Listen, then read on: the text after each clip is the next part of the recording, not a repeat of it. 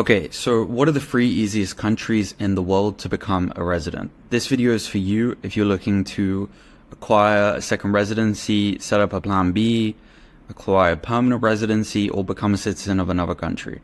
And you want to do all of that without a bunch of bureaucracy, a bunch of headaches, depositing hundreds of thousands of dollars in a bank account. These are the easiest countries in the world where you just have to prove a certain amount of income, a very low requirement, and you can pretty much live there freely, do whatever you want, come and go. In one of the countries, you actually do have to be there for a set amount of time per year, but it leads to EU citizenship. So if that's something you want, then yeah. So the first country is Mexico, and what makes Mexican residency great is that there's no minimum stay requirements. So that means that once you get the residence permit, there's no set amount of time that you have to stay in Mexico per year to maintain that residency. So you can literally just go there for 1 week, get the residence permit, and then come back a year later, and there's no issue with that. So also getting Mexican residency is a super simple process. You basically just have to prove that you earn a set amount of money for the past 6 months, or that you have a certain amount of money deposited, not deposited in a Mexican bank. It can be any bank anywhere in the world, just showing that you have that amount of money. And I can make a whole video on Mexican residency and go into the exact amounts and details. Also, it leads to citizenship in 5 years, and this is great because it ties in with the no minimum stay requirements. So for the first 3 years in Mexico, you can go and stay as you please. There's no actual requirements, but the 2 years before you apply for citizenship, you would have to spend basically half the year in Mexico for 2 years, which is not that difficult to do. Also, another thing to mention is with Mexico, if you meet higher income requirements or have a higher amount deposited in a bank account, or in a funds account or a brokerage account, then you can basically skip temporary residency and go straight to permanent residency, which you will hold for the rest of your life. Also, there's great real estate opportunities in Mexico. You look at a place like Playa del Carmen that went from having a population of 20,000 people to now having a population of over 300,000 people in the space of 15-20 years, which is absolutely insane. For me, Playa del Carmen wasn't really my place where I'd want to live, but I absolutely love Mexico City. Especially when you're in, like Roma Norte, Polanco, Laurales, super walkable, super safe. I walked around with, because I love taking photos, like a $2,000 camera, sort of strapped around me, my phone out, everything, all times of day and in the evening, no problems whatsoever. If you're in, these places in Mexico City, or, these sort of tourist destinations, or even some normal Mexican cities where not many tourists go, it's extremely safe. I felt much safer in Mexico than I did in cities in the US. Also, the Mexican passport is very powerful. It basically has the same visa-free access as the American passport, minus access to the US. So if you're looking for a great, second citizenship, Mexico is a great option for that. So the next one is Paraguay, and what makes Paraguay great, same as Mexico, is there's no minimum stay requirements. Also, Paraguay is one of the fastest processes in the world to get a second residence, or to become a resident of the country. Pretty much, if you have somebody helping you, you only have to be in Paraguay for 2 days to finalize the process. And then if you sign power of attorney, they can just basically send your residence permit to wherever you are in the world.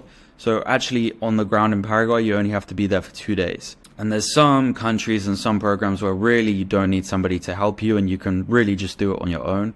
But Paraguay is one of those countries where you do kind of need somebody to help you. The government might not approve your application if you're submitting it yourself.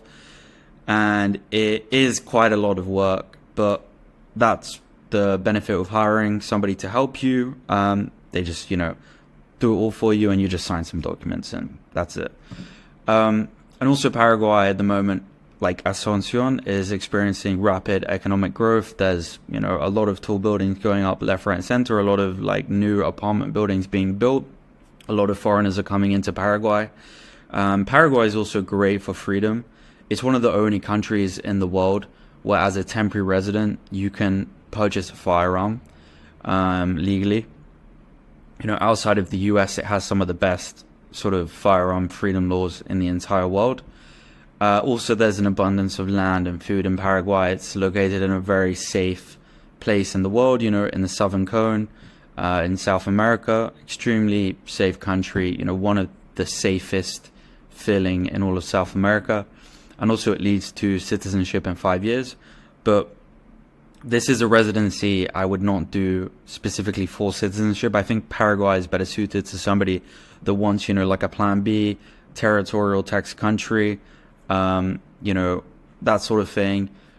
Because to acquire citizenship in Paraguay, you have to renounce your current citizenship. There are sort of certain people that say how strictly this is enforced, etc.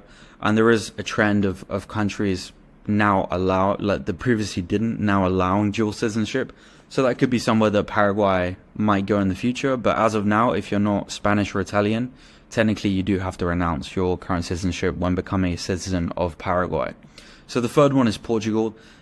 This is obviously for somebody, best suited for somebody that wants to acquire EU citizenship, one of the best passports in the entire world.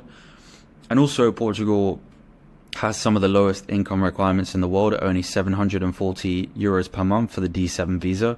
This is great for people looking to retire in like a very laid back country. I used to live in Lisbon, and for me it was a bit too laid back. But I think, for the right person, Lisbon could be a good option. And there also used to be a lot of sort of crypto people and entrepreneurs coming to Lisbon. It was a great place to sort of be around people. But, it was just a bit too laid back for me. It's even more laid back than Spain or South America. So Portuguese residency leads to EU citizenship in 5 years, which is pretty good for the EU. But there are, 1 to 2 years after that where they're going to be processing your application. But I think, in the case of Portugal, it is worth it because it is one of the best passports in the world, especially if you don't have an EU passport and that's what you want. You're having the freedom to then live in any EU country without any restrictions at all. Also, you have visa-free travel inside the Schengen area. So this is great, for example, for someone like, let's say you're a British person, you would have originally wanted to retire in Spain, but because of Brexit now you can't easily. You can just, have your base in Portugal and, drive, take a flight, whatever, over to Spain whenever you want. There's no border controls.